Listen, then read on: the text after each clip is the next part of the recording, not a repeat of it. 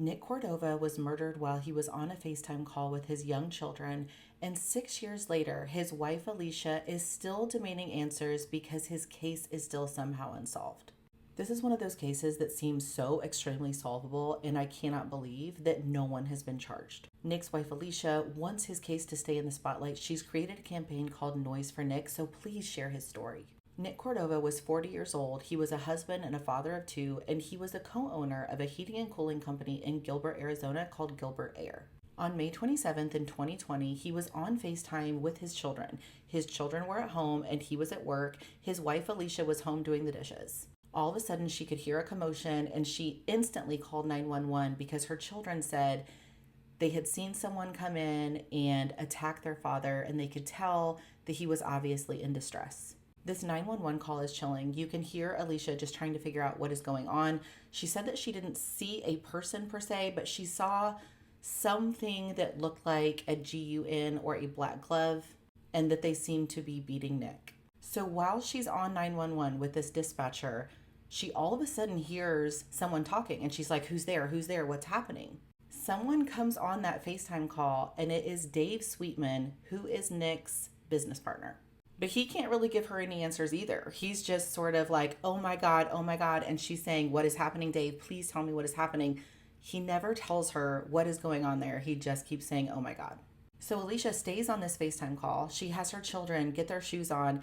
They get in the car and rush over to Gilbert Air, where she knew her husband was. It was about a 20-minute drive. When she gets there, she sees the crime scene tape up, and an officer eventually pulls her aside after asking a million times what's going on.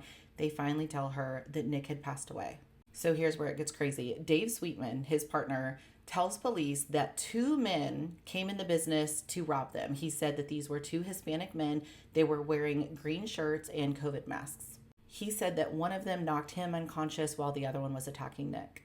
Dave Sweetman tells police that this man took everything that he had on him, right? He said that he took his wallet, all of his money, and everything on his person.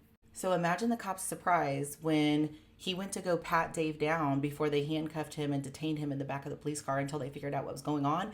And they find that Dave Sweetman has a wad of cash in his front pocket. It was around $1,000. Can you tell me why that wasn't taken during the robbery? So there was surveillance footage inside that building, and it sort of corroborated what Dave was telling the police, because it did show that two men came in with what looked like a box of Freon, but the box was empty.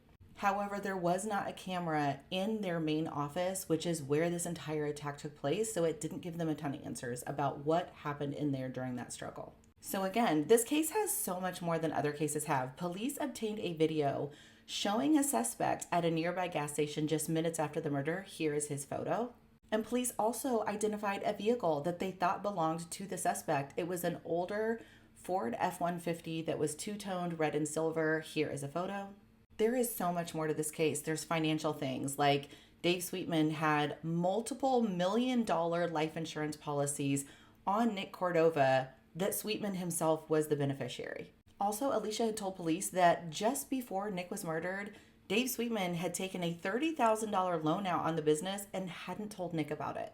I can't help but wonder, was that $30,000 that was taken out of the business account something that Dave Sweetman took out to hire hitmen to kill Nick? So here's the thing, men don't go into a business to rob it and they leave one alive. Why on earth would they shoot and kill Nick and not Dave? Alicia is still fighting, and Nick deserves answers.